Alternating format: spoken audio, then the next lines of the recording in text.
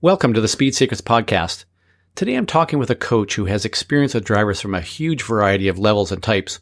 Club racers, novice HPDE drivers, experienced track day drivers, and adrenaline junkies just looking for a thrill driving an exotic car on a racetrack for the first time. Kevin Madsen, who is also a very accomplished driver himself, will share what he's learned that will help you be an even better driver. There's lots to learn in this episode.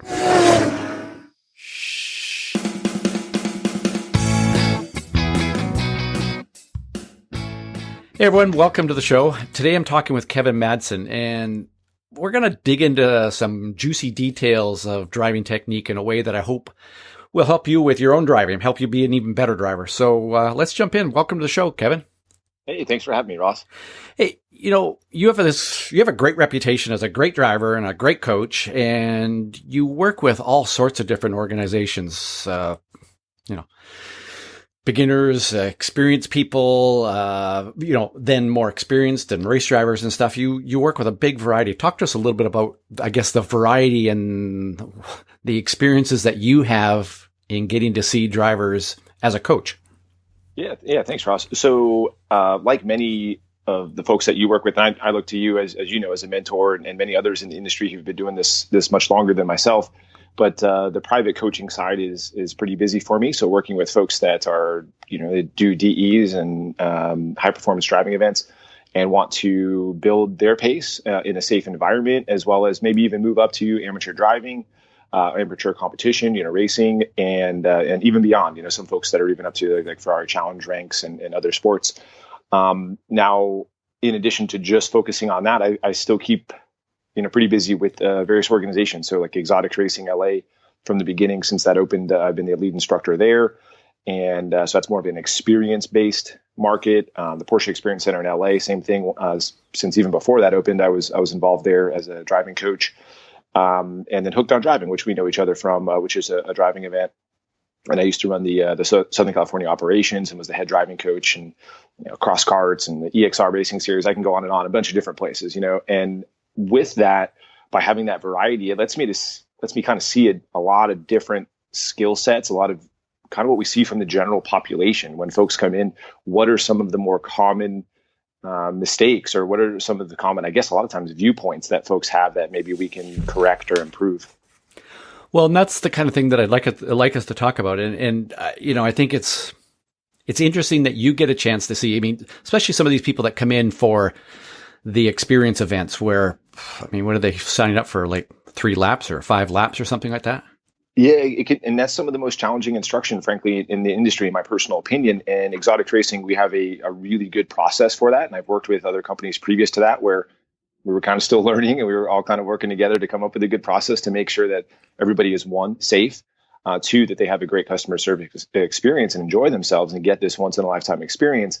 And then 3, actually learn something. And I know that it's weird having that kind of towards the bottom of that list, but a lot of folks that come out for these experience-driven things, and some even listeners, I think a lot of your listeners are really into educating themselves.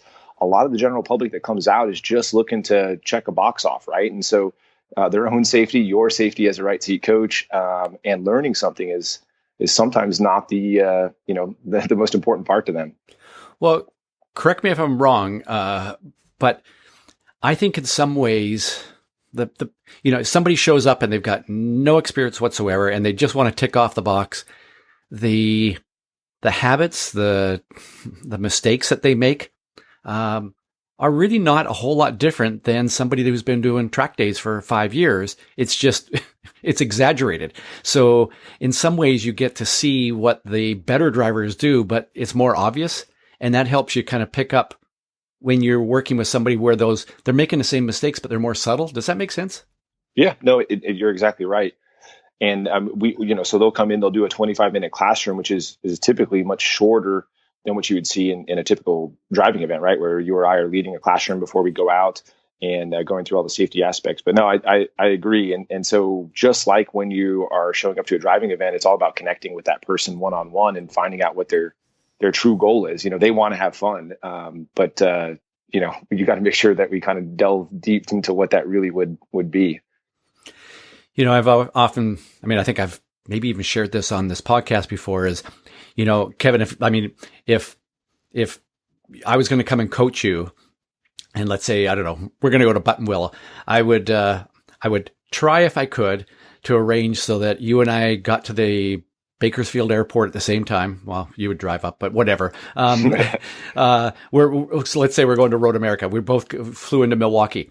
You would get the rental car and I would ride in the right seat, because what I learned riding from the airport to the track in the rental car, I think is almost as important as what I'd learned watching you on the track, because all those little subtle habits that we have, they show up in those rental cars so much more dramatically, right?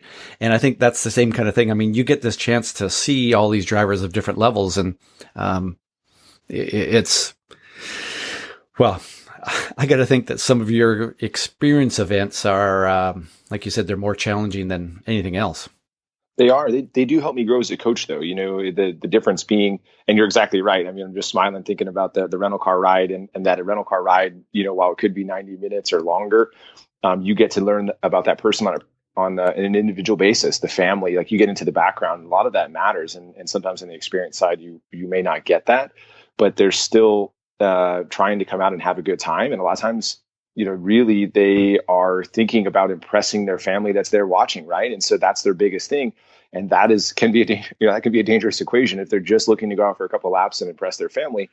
So you're trying to connect with them. All right, what are we really looking for here today? And then you can hopefully persuade them to kind of listen to your instruction. And the biggest thing, as we get more into specific skills, is not trying to impress it. Whether if you I would love to have you coach me, and I think I've got some skills in their driving department and in the coaching department, but I would never turn down free instruction from a great coach. And that's the thing, is I think sometimes you see some folks who get to a certain level and maybe they've won some championships, small or large, and they start turning away that coaching. And I learn every single day. I learn from the clients I work with, and I learn from coaches like yourselves and others in the industry. And that could be a scary thing if you're ever turning that sort of thing down. Yeah, that's a good point. The one of the worst things that can happen to a driver, I think, is that they get good. Because then once they become good, it's like, well, why do I need to learn anymore? And yeah, that's success is a terrible thing.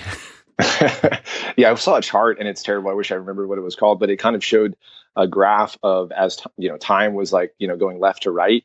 And then it was as far as like your ego essentially was top to bottom. And then as it goes across, as you learn just a little bit more, your ego just peaks. And then as you learn even more, then it kind of goes down, it goes down, it goes down. And then after years and years, then it finally comes back up to like a more reasonable level, which I think makes sense. I remember when I was a younger driver, I thought I was just the best. Here I am winning championships and I'm so young. Everyone's telling you to the greatest.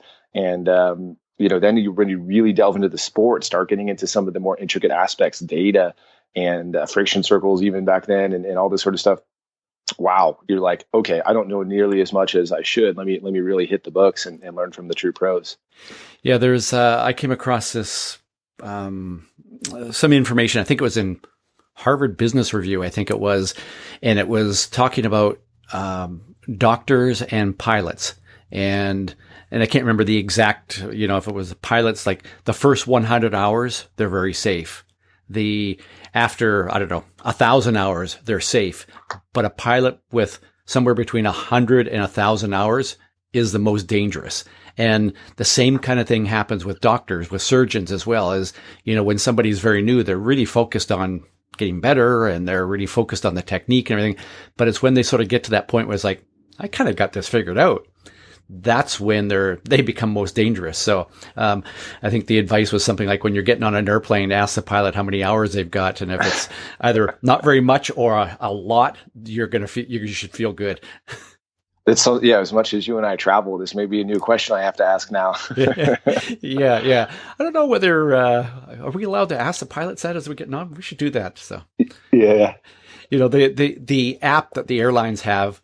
They tell you what plane you're getting onto, 747 or 737 or whatever it is. And, they should actually tell you the pilot's name and how many hours they have. And you can decide whether you want to go on that one or not. That's funny. Yeah. You can see if it's been delayed a certain number of times, but yeah, you can't see who's actually in charge of your life.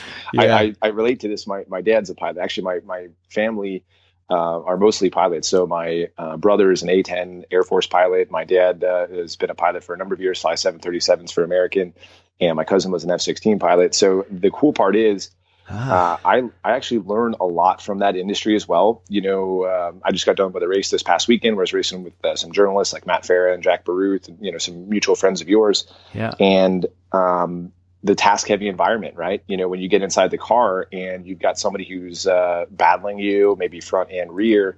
You've got maybe temps on the car that you're watching closely, and then you got somebody coming in on the radio with some strategy, and wow, it's 90 degrees out and you're getting a little warm. What is the biggest priority, and how do you go through it? And I've learned a lot actually from my father and my brother in that regards. It's pretty neat stuff, that they're basically studying the same sort of thing. That is really interesting. And I bet, the conversations you've had through the years, the dinner table, those kind of conversations have made a big difference. And it's that whole awareness and, the thought process and, thinking through things, all that kind of stuff. I guess that's it is the same stuff whether you're a pilot whether you're piloting a plane or a car.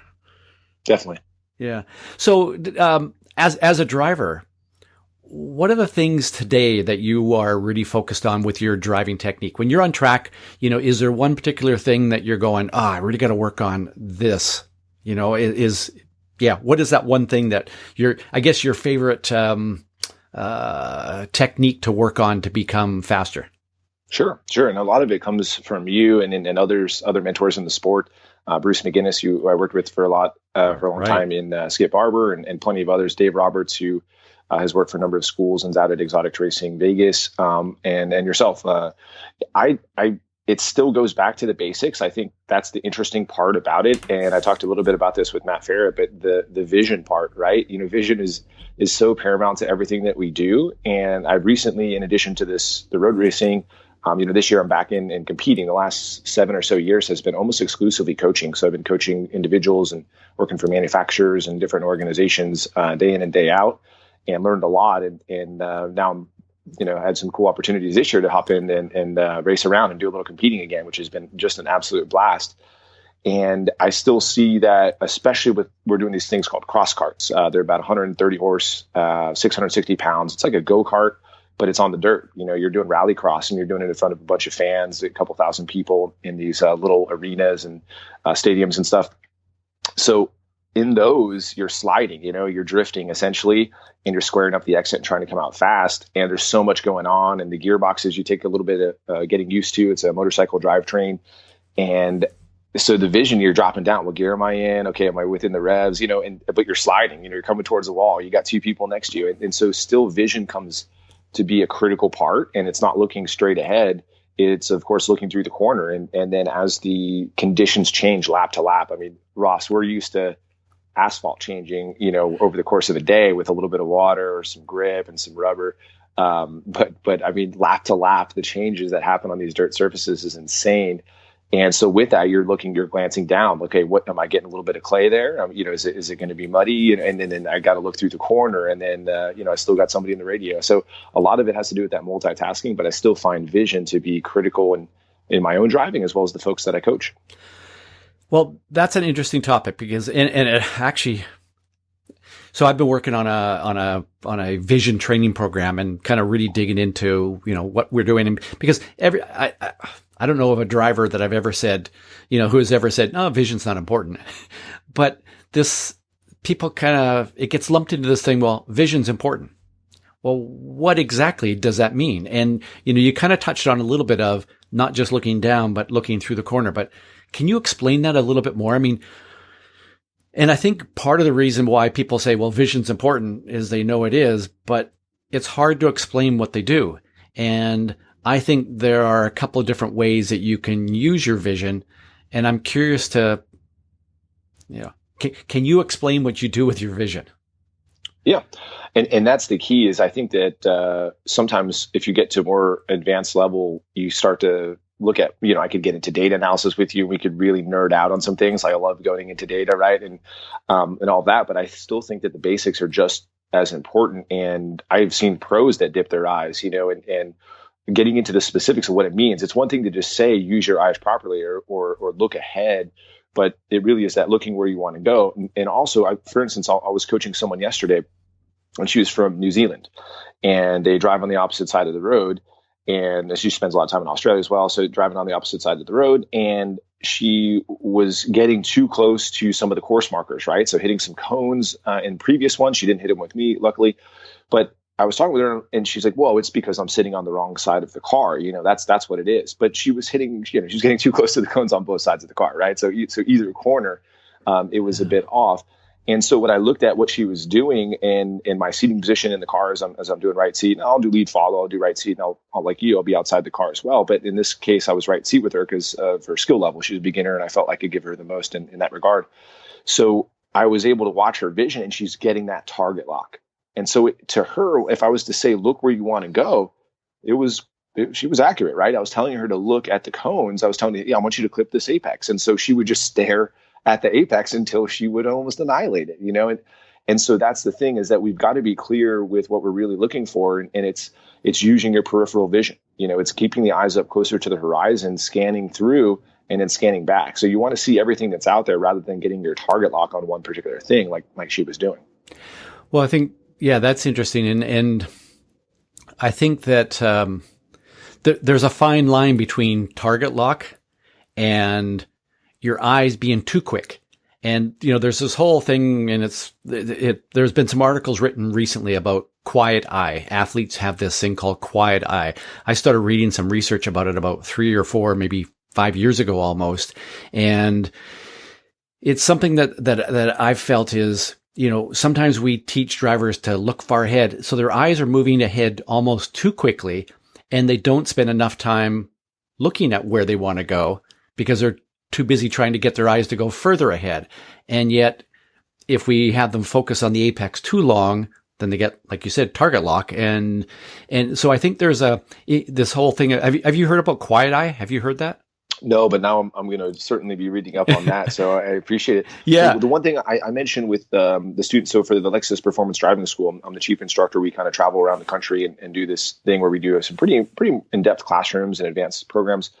And I get into what I've mentioned there do you remember the video that was done? I think it might have been a Formula One car, but I think it was a Formula One driver where they tracked his eyes and kind of saw where he was looking. Nico Hülkenberg. Yes. Yeah. And I think the takeaway from that video really was, sure, he moves a little quicker with the way he looks between certain elements, but it was how long he actually places his eye in one area that he's able to digest what he's actually seeing. So exactly what you're saying is it takes a little bit of time for our brain to take that mental snapshot of what is out there. If you're just looking around all over the place so quickly, you're just not getting any of that key data. Absolutely. I think that's the key. And that Hülkenberg video, I think, is good. I mean, a lot of people, I probably had a dozen people send me a link to that when it first came out and saying, boy, he doesn't look like he's looking that far ahead. Well, so I think there's a couple things involved there. One is, yes, he spends with enough time with his eyes focused on where he wanted to go. So they're not just flitting around all over the place. But also he relies a lot on, I call it his mental vision. Like he knows where he wants the car to go. He doesn't have to look so far ahead that it becomes unrealistic. Does that make sense? No, for sure. I think a lot of it, from what I've seen, some of the best drivers out there have really good memory, but it's more so, it's not, what did I eat last week for dinner? It's more like a split second ago, what did the gauges read while you're still in that battle? So you took that quick glance down at the gauges, you took a mental snapshot of what they are at. And then while you're still back up looking through the track and looking at the guy in your rear view and the guy up ahead, you're still digesting, okay, yeah, none of them were in the red. In fact, I was 220 there. I'm good. So you're still digesting it based off that quick mental snapshot. And, you and I were at Thunderhill last year, and, there are places at Thunderhill where physically you can't see where you want to go. So right. If you don't, but if you're approaching, that's at 9, coming up over the top of the hill, that's 9, right? Yeah. The roller coaster there. Yeah. If you don't have a good mental picture of where you want the car to be on the other side, you're going to be struggling. You're going to be reacting as you're coming over the top of the hill and putting all sorts of stupid inputs into the steering wheel. So I think, that's a big part of it. I think that was one of my takeaways from Hülkenberg's video was, he knows where he wants the car to go. He doesn't have to look exactly there. He can spend a little bit more time kind of focusing in on a little bit more of the detail. But I think you're also right. The peripheral vision, he then kind of uses peripheral vision to kind of almost check how he's doing. Does that work? Yeah. No, yeah. For sure. Yeah. So I think, it's interesting how we're telling drivers, vision's important. Use your vision better. Look far ahead. Well, what the heck does that mean? Mm-hmm. So no, sometimes I'll hear it and it's it's correct. We do want to look ahead, but sometimes I see again, harken back to some of the more experience driven areas that I still am training instructors at and working at it on occasion. When we say look ahead, if you think to the average person on a racetrack, that means look ahead at the wall, and so sometimes I've found more success and Dave Roberts is a big proponent of this as well, but looking through the corner, look where you want to go, look across, making sure that it's more specific helps a little bit. Of course, if you're getting to someone who's in the intermediate or at advanced ranks, they know what you mean, I think. But with the beginners out there, sometimes it means look at that wall, which sometimes is definitely not what you want them to be looking at. Right. And I think, look where you want to go. Well, where do I want to go? Yeah, exactly. So if it's to that point where they don't know, then it's really scary. Well, and I guess, as a coach, that's why you have to adapt, and you need to have, I guess you need to have a lot of tools in your toolbox, right? You need, what works for this person may not work for the next person. No, definitely. And that's where that connecting ahead of time and finding out what the goals are. One of the things we ask at Porsche is, what are you looking to work on today? And that question, you'd be so surprised, or maybe you wouldn't actually, you would probably, expect it, but others in the industry might be surprised. The response is, well, yeah, I'm just coming here to rip around in a beautiful car, and so it's that 90 minutes in a car where someone's just thinking about going out there and smashing the gas pedal, as opposed to, no, we can actually build you up here. There's a lot of tools out there. We got 7 different driving courses where we can work on different things. And I've had folks who race at IMSA, Ferrari Challenge, who come out and just think they're going to come have some fun. And they're learning, and they're like, you know what, can we come back out here again? Can we do that low friction element? I really want to work on how to recover quicker. And we've got a kick plate, which, sends the car into a drift completely randomly, either left or right. And you can't tell, like none of us can tell. You just drive over it and you got to react. And a lot of the pros struggle with that. It's one of those things where it's kind of a great equalizer. It's an ego check. And so the cool part is that you can still continue to learn at these venues, even though sometimes they get the stigma of it's just an experience driven thing. No, you can actually learn something even if you're top driver. So why do you think it catches out pros like that? What is it that's going on that, as you said that, I'm like, why is that? It's great. It's a great question. So there's a couple different things. And then if you think about it, really to catch that recovery. So you're driving over a hydraulically actuated platform, which will just randomly throw the rear wheels into a drift on a wet, highly polished concrete surface. In fact, it's really, really slick. And we're going over at about 20 to 35 miles an hour. And it gets way more challenging the higher speed you go. Really, the two elements that are going to save you here, one, no surprise, we're already talking about it, is vision, looking where you want to go. And from the Skip Arbor days, we taught CPR, correct, pause, and then recover. So you're steering into the skid, or essentially, we have a cone at the end of this driving element, and just steer towards it. In your vision, you're going to see it go left if the back end goes left, and if the back end goes right, you're going to see it go right. So just steer towards the cone and do so quickly. So correct, pause, let the car, recover, and then steer it back straight so you don't get one of those tank slappers. In addition, it's the kinesthetics, and we do a really fun thing there with some of the pros when they start nailing it. Even actually, I did it yesterday or 2 days ago when I had a friend of mine who came up. So I just went up there and we popped in. And we did it with our eyes closed, and so he was doing well. And I'm like, all right, let's just do it based off kinesthetics. I just want you to be able to steer and recover the car based off what you feel. And so some folks are really good at that, and for some it's more challenging. So I think that it has to do with that particular driver. A lot of times the eyes do drop, and if their kinesthetic, their feel isn't strong enough, remember we're in a production-based car, so the seats can sometimes be pretty soft. So you're not getting that full feel like a race car. And so if they're not able to get enough feel through the seats, then with their eyes dropping, then we see even a pro can't really recover, even with the super quick reaction time that they have. That's a way cool thing to do that with your eyes closed. How many of them would cheat though? They peek. Yeah, I'm watching. I get a good little seating position in there. But yeah, it's one of those things. The first time you do it, even myself, the first time I tried that, I was a little blown away, and I recovered. And I was even surprised I recovered. I was like, wow, all right, so that's pretty good. I think I was in like a newer GT3, but so the seats are pretty. They give you a good amount of feedback. But it's one of those things where it is pretty neat. And this is the stuff where you can continue to learn. We had Andre Lauderer out there who was ripping around. He spent the most time on that kick plate, believe it or not, working on things. So it's pretty neat. And I was wondering, as you were saying that, why do pros struggle? And I was kind of thinking about that and going, so many pros. I mean, one of the things that I've seen is the very best drivers, a lot or whoever, they do have that amazing memory of things. So a lot of times they can rely on their memory. They rely on where the car is going, and they don't, that's why, there's been all these studies and research and everything where they do race car drivers have better reaction time than the average person. And, it's not really, they don't have great reaction skills. They're not, but they're really good at anticipating. And it's this anticipatory reaction time, that they're good at. And I think because of the way, they have a memory of what they need to do and what's going to happen. So when you're kind of, I'm going to say, tricking them almost with something that they don't have a clue what's going to happen, they can't rely on their memory because they don't know where they need to be going. Yeah, you're so right. Because sometimes I see them guessing, like we go over and they're guessing the incorrect way, and they're nothing in their butt, the kinesthetic side, nothing in their vision told them to steer that way, but it was just them trying to, showcase their really quick reaction times and use, hey, I know I'm drifting. It should be this way, but you have no way of telling. And so, yeah, no, you're exactly right. So, when you're working with drivers, and again, all different levels, so maybe you can even divide this up into different levels. What are the common mistakes that you see drivers make?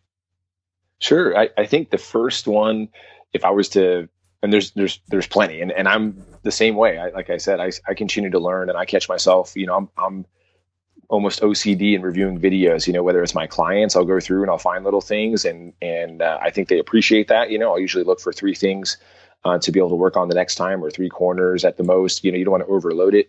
But and same thing with I just, I nitpick every single little video now that I'm back competing. It's insane. Anytime I'm on a flight, I'm just tearing stuff apart, and that's the only way to grow.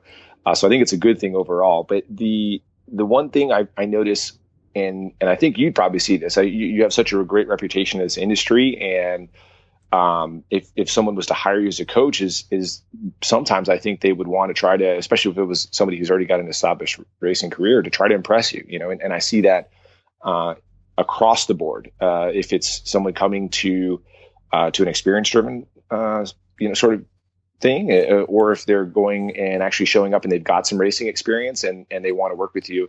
So it's sometimes just building that pace, starting off a little slower, maybe when you're learning that first track, if it's the first time out there, you take it a little bit slower. So it's kind of jumping in full force isn't always the best way to do it.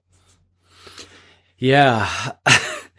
It's interesting because I was kind of thinking you were going to come back and go, well, it's how they turn the steering wheel, or how they use the gas pedal, or how they use the brake, or whatever, some kind of physical technique. But you're right. I mean, it's more of I guess that's an ego-driven kind of a thing. But I think, have you seen that though? Like with the folks that you coach, I would think, yeah. Yeah, for sure. And I think, I'd like to think we're all susceptible to that, because I am. A few years ago when I was involved with starting up the Dirtfish Rally School, I went to England and went to a rally school and kind of pretended to be somebody that's just done a little bit of road racing but wanted to get into rallying. But I couldn't help myself. Like I wanted to get in this rally car and kind of show what I can do. And yet I was, my purpose was just to go there to kind of experience how they ran their school. And, I couldn't, there's only a couple things that I do well in life. Driving and coaching, I think, is about the only thing that I can do okay. And, to not want somebody to notice that, that's a tough thing to do. Indeed. Yeah. So, again, I hope that we're all susceptible to that, but I think that's a really, really good point of just, trying to go too fast too soon. And, it's pretty much every level, I guess. Yeah, and you have great videos, and some of my clients use them, which is great to hear. I love it. When I was just out to dinner with one the other night, we were talking about some plans we're doing next year, and she had mentioned that when she goes to a new track, she's looking at the Speed Secrets review. I think you do it with another gentleman who's top notch. Yeah, with And you Peter guys, Gross, we do the virtual track walks. Yeah, yeah. yeah. And so she looks at and this is a high level driver. And so that's fantastic to see that, you're able to kind of help folks ahead of time with this sort of stuff, but there's still nothing that's going to replace that first lap out, taking it nice and easy. And I get it. It's nerves. And you hit the nail on the head. We're susceptible to it as well. In this last endurance race, my first laps are pretty quick, and it's an endurance race. So, take it nice and easy and run the whole thing. So it's just the way it goes. So, but I think there's so much more you can learn that way if you can kind of keep those nerves away and just work on building. And I think that you've also you did a good hooked on driving video a long time ago with how to learn a track, I think it was, Yeah. or some other ones. It's pretty cool stuff. Okay, so what about a technique? What are some of the, that was kind of the ego side of it, or the mental approach to it. But what are some of the physical techniques that you see people messing up the most? And then I guess the flip side of that is, what are the ones that you see people doing well that somebody listening to this can go, oh, I got to really work on that? Sure. There's so many, and I listen to your podcast, but I don't listen to every single one. What? So you should. I know it's unacceptable. It is. I actually have to work sometimes, but I listen on the plane. Yeah. And when I'm driving to a track. So I don't want to step on any others I've heard. So let me know if this is one. But what I see a lot of times across the board, and it does relate to what we just talked about, which is building your pace, but is even just tenseness on the wheel. And I think that could even go over to, the shifting, being a little too quick, being a little too aggressive, so even with just the gearbox, let alone the clutch. But as the nerves start to get to you and as the pace increases, especially in some of my gosh, the cars that we have nowadays, you get the ZL1, 650 horsepower, like the cars are just insanely quick. And so you get in there and it gets a little scary, right? So you've got this death grip on the steering wheel now. Well, how is that going to translate to being smooth driving? And we all know smooth is fast. So how, you know what I mean? Like that's one of those things I see quite frequently. And sometimes it's just as easy as on a straightaway telling someone to relax their grip and take a deep breath, which is kind of in my regular, straightaway as I check the gauges and do my checkup from the neck up, thinking about where I'm at mentally. I also make sure to take a deep breath and relax my grip just in case. But it's one of those things. Do you see that in across the board on pro to amateur levels, like where occasionally you get some tenseness there? Yeah, I mean, obviously, if you're in the right seat, you can pick that up quickly. But even if you're not in the right seat, it's amazing how many times. Well, first of all, if you happen to be on the radio to somebody, they're out of breath on the radio, right? Or they come into pit lane and you walk up and their chest is like, like they're either extremely out of shape, or they've been holding their breath half the time they're out on the track. And, at the end of the day, you kind of are partway through the day, you go, how you feeling physically? And they go, my hands and forearms are like really tired. Well, what does that tell you? So big thing, I guess. And, maybe, be interesting to kind of, what's your take on, like when you're sitting right seat, what are the things that are, what are the, I guess, the cues, the clues, what are you looking for? Yeah, there's plenty, right? And I have a seating position first off, and I know some of your listeners are right seat coaches as well. And so I'm faced towards the control center. I'm not sitting directly forward. I'm not looking right out the windscreen. I'm looking at what's controlling where my destiny is on the racetrack. And that's the person sitting next to me. So I'm actually focused more towards the steering wheel and their viewpoint, like where they're looking, rather than just straight out the window. And so that allows me a couple things. It allows my left hand to be able to more easily reach over to the wheel in case there was a medical incident, or say something, they were just kind of making a huge mistake, and I briefed them ahead of time that is the only time I really would be placing my hand on the wheel. And it also allows, for a neutral drop, being able to move to neutral and some other things, grabbing an emergency brake. But more importantly, I'm looking at them. And I want to see, like you mentioned, you hit the nail on the head. It's so funny.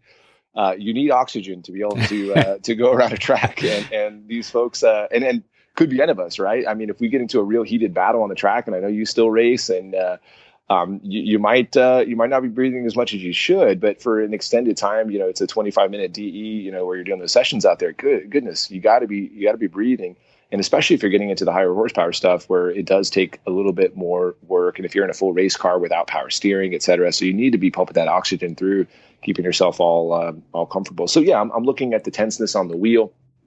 Goodness, sometimes it's even the placement, right? I mean, we're all guilty of it when we're commuting on these long drives and maybe putting just one hand on the wheel and driving it like a lowrider or something. But I get it. But it's funny how often folks are varying from the 9-to-3 driving position, even if they are experienced. And it's so important. That's where we're getting so much feedback from the car. And you got to have the hands up there. You got to get that good balance, good feel from the wheel. So I'm looking at the tenseness of the grip. I'm looking even conversation. I ask some questions before we go out, right beforehand. If we're sitting on grid, there in park or in neutral with our foot off the brakes, just asking some questions. And I just want to see the responses. Is that person a little bit nervous? And I'm not making it obvious that that's what I'm looking for, but it just helps me a little bit to kind of gauge where they're at. And that's going to, of course, relate, just like you were mentioning your rental car scenarios. You're kind of getting a gauge for how this person operates maybe in a normal environment. Now I'm doing the same thing while we're sitting here nice and relaxed. Can they conduct a normal conversation? Are they already elevated as far as heart rate and nervous? And it can adjust my coaching style. Yeah. And it's amazing how many drivers, I mean, the bad habits show up, right? So it's the habits of driving down the road, low rider style. And then you get on the track and, they either, they go back to their habits or, hand resting on their shifter or whatever. So the habits show up. And if they don't, if that's a habit when they get on the track and they're having to think about, I got to have two hands on the wheel, how much of their brain power they've used just simply to remember that, yeah. To do the very, very basics. I right. guess. No, it's a great point. The other thing I guess is, you talked about vision earlier and, watching head movement. And I love the idea of just kind of tilting your body a little bit towards the center of the car so you can see the driver a little bit. And, so you're kind of glancing over and taking note of where their head movement and their eye movement. Yeah, definitely. And look, if they're just getting that head straight ahead and that you need to work on that, kind of loosen them up a little bit. And it all kind of flows together. I was mentioning more the tenseness on the wheel and how they're responding to you initially. But yeah, it's all collective. If you're just relaxed, I had someone last week, I think it was, where they would, we were doing a little bit of drifting. So I have a Mustang where I kind of teach folks how to do some drifting, and it's one-on-one, and we go up to Willow Springs. We go to a couple of different areas, and it's not for folks that are looking to necessarily go and be the next Formula Drift driver, in a 1,000 horsepower car. But it's one of those things where, hey, I've got a high horsepower car and I don't want to burn up my tires. And, you've got a car, and can I go out there and kind of learn how to do this? So we'll do some figure eights and we'll do things like that and transitions and all that. And a lot of it, no surprise, is vision. But the interesting part about working with him was that when we would do normal stuff, we worked together in road racing environment. He's very relaxed. And in this environment, as it got a little bit more wild, say a transition from left to right, even just between two cones, no risk, we're not going to hit anything, that he would start leaning forward significantly in the seat. And it was just something to me where it was affecting even his placement of his hands on the wheel as we went hand over hand. And so it was just, hey, relax a little bit, kind of sit back. You're getting up on the wheel here. It's one of those things that you just kind of notice. And I think that had to do with the tense nature of it. Tires are screeching and there's smoke and stuff like that. Man, I got to come and do that with you. That would be way fun. I've never not done drifting deliberately.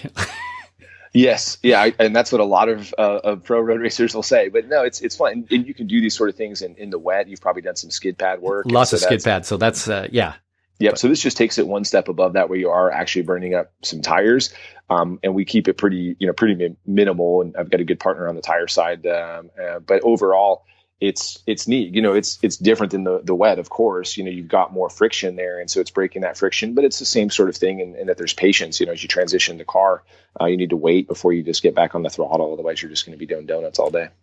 I've coached some Formula Drift drivers, guys who have won the championship. I can't name names, but had an opportunity to ride with them one time at a big event, and a big event down your way in California, between the walls. And I was so impressed. I was just blown away. Insane? It is insane. And, I think, there are people that look at, there are people that look at any other form of motorsport that they're not involved in as something below them. And, there are road racers or whoever that look at drifting and go, well, that's not real driving. What they do as a driver is as impressive as a Formula One driver. Yeah, I'm not a big fan of the judging part of it, but exactly. In terms of the pure skill, as good as anybody I've ever seen doing this fellow was doing things in the car that I was like, wait a minute, what did you just do? It was mind-boggling and so smooth and so relaxed at the same time. And by the way, we were having a conversation while he was doing it, which I think is interesting. If you can have somebody who can actually have a conversation with you while driving, that says a lot about there's not a whole lot of tenseness going on at that point. Exactly. Yeah. And you're talking like 1,000 horsepower cars, and you're completely sideways. You're inches from a wall, and you're burning through an entire set of tires, which you and I would love to use for a full weekend. So yeah, it's wild. I worked with Ken Gucci. He's got the Toyota partnership. So he comes out a lot to the Lexus Performance Driving School, and he will consistently still be the quickest on the autocross course and throughout the whole weekend. And so it just shows that there still is that skill set in other sports. Dio Shahara still same thing. He comes out a lot, and he actually teaches some drifting out at the Porsche Experience Center in LA as well, along with Kyle Mohan, who has like that 1,000 horsepower Miata and FD. But these guys are amazing drivers, so you really get to see it now. So it's great to hear that you've worked with some of them and also have that appreciation like I do. Yeah, you've named 2 out of 3 of them that I've worked with.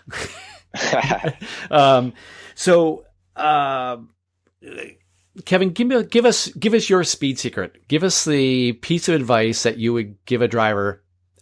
And I know this is difficult because people listening to the show are kind of different levels, different types and everything. But is there a piece of advice? What's your speed secret for them? It's a good question. And again, I listen enough, so I don't want to step on anybody else that's already said something similar. But yeah, for me, a big part of it is, and I work with some folks who are doctors and lawyers, and their business and their family life. I'm always impressed with folks that have a family. My girlfriend and I, we don't have any kids and don't plan to. We stay quite busy as it is. But I'm always impressed with someone who has a very successful career and a family and can manage all that and then still come to the track with me and really do well and be coached. And so I guess along those lines, it has to do with preparation. And again, going back to the military and some of the influence from my family, there was the 7 Ps. I think it's prior, proper preparedness prevents piss poor performance. And, with that, I like to see when I'm working with someone, and I get it, you're busy and a lot of folks are, as I just mentioned, but if you can come to the track when we're working together and at least maybe the track, layout, some of the corner numbers, and I would say 90% of the people I work with do, they come and spend a little bit. Hey, I've been really busy with work, but I know that this track, in turn 12, and a lot of times I've already sent this stuff out. So I've sent the track map out. I've sent my track notes, detailing each corner, and I've gone through some specific scenarios I've had or other mentors have had at this track as far as in racing conditions or other, even in the wet. So there's a lot of stuff I send. I overload it before we work together. But it helps if you come a little bit more prepared. And that even includes, say that we're not doing something like that. We're just doing something where you're coming to an experience-driven venue. We'll come in well-rested, don't have a crazy night out the night before and come in and be well-hydrated. And so you can really use that tool that's up in your noggin there and get the most from your experience overall. So be prepared. Be prepared would be mine. Again, hopefully I'm not stepping on anybody else. But like I said, it could be so varied to learning the track, the basics of the track and some nuances, watching some videos ahead of time that have been sent out by your coach or just randomly online, being well rested, working out, making sure that you're physically fit even a couple weeks beforehand to handle. If you're doing an endurance race, you should be well rested and hydrated and fit. Yeah, it amazes me how many people will show up at their very first high performance driver education event, whether it's through a car club or whatever. And somebody will say something about an apex and they go, "What's an apex?" And, today it is so easy to get information, whether it's, watching a couple of YouTube videos or, reading a book or, something there, if somebody just Googles, what are the basics of high performance driving, or what are the basics of driving on a track, they're going to find some of those things. So, it amazes me how many people don't bother to do that. But it also applies to, as you said, somebody at a more experienced level, they're going to a track that they've never been to before. Wow, it is so easy to get information about a track now, to be prepared. And it shocks me when somebody doesn't bother doing that, considering the amount of money they're going to spend when they get there. Exactly. Yeah. Yeah. Kevin, how do people follow you, keep up to date with what you're doing and things like that? Website or social media links or anything like that? Yeah, thanks for that, Ross. The easiest way is probably social media at this point, with our Instagram or Facebook, which is Madsen Motorsports, and that's Madsen with an E, Madsen.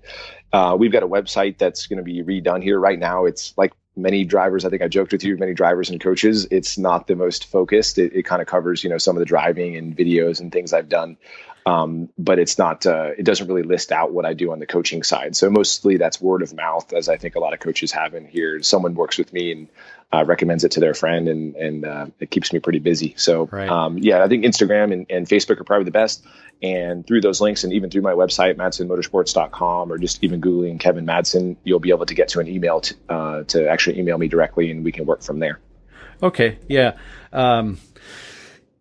Websites are terrible things, aren't they? I mean, I'm going through this process right now of trying to do a redesign on mine, and they start off nice and clean, and then you add something, and then you add something, and then you add something, and you add something, and finally you wake up one day and go, "Wow, what a dog's breakfast this website is!"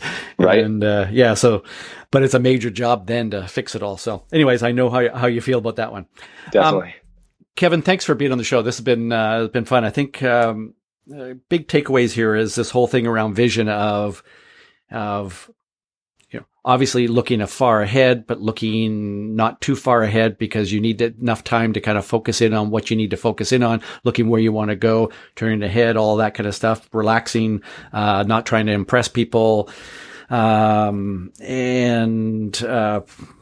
being prepared. Yeah. Being prepared. With the vision, some folks are probably listening to us right now on the freeway. So look a couple cars ahead, look for that exit ramp before you get to it. Make sure it's clear around the bend. And, being prepared, when you show up to the track, just make sure that, you're the most important tool. So, putting that intake on for an extra 2 horsepower the night before, not so critical. Make sure you get that good night of rest, stay hydrated, learn the track, maybe look at some videos so that when you get there, you and I talked about the mental side of things. But it's going to be a reminder, right? You already watched the videos, what the track looks like. So when you get on track, oh yeah, wow, it feels different. Goodness, the corkscrew is a lot more crazy on here than it is on a video game. But those sort of things will at least be a reminder, rather than, oh my goodness, what turn am I in? Where's the track exit? Yeah. Well, if you are listening to this while driving on the freeway, don't do what Kevin talked about closing your eyes on the skid plate. Save that for another time. Give Kevin a call, and he'll help you with that. Again, Kevin, thanks for being on the show. Really appreciate it. We'll see you at a track one of these days here soon. Excellent. Thanks, Ross. Travel safe. Thanks. Have fun. If you don't already subscribe to my Speed Secrets Weekly e-newsletter and you like this podcast, you should sign up. Every Tuesday morning, you'll receive an email with tips and advice from me and a very long list of guest contributors. We cover car setup, fitness and nutrition for the driver, the mental game of driving, learning strategies, explanations and definitions of often misused words and phrases, track-specific tips, and, of course, driving technique advice, coaching, and tips. It's a quick read and gives you something to think about and work on every single week of the year. As one subscriber said, I can't wait to get my email on Tuesday mornings now, thanks to Speed Secrets Weekly. To subscribe, just go to speedsecretsweekly.com. And here's this week's speed secret. Improve your peripheral vision when driving on the street. As you know, the only reason we drive on the street is to practice our track driving, right? So one thing you can really practice and improve is the way you use your peripheral vision. As you're driving down the road, consciously become aware of everything you can see to your sides while looking ahead. What signs are you aware of? What cars do you notice? What buildings and trees do you see? Obviously, with your peripheral vision, you don't see things perfectly in focus, and that's okay. The goal is just to become more aware of what's around you. The interesting thing is this. If you consciously do this on a regular basis, over time you'll just naturally, subconsciously, be more aware of what's around you. And that's never a bad thing, right? Hey, thanks for listening, and I'll talk to you again next week. Till then, keep learning and having fun.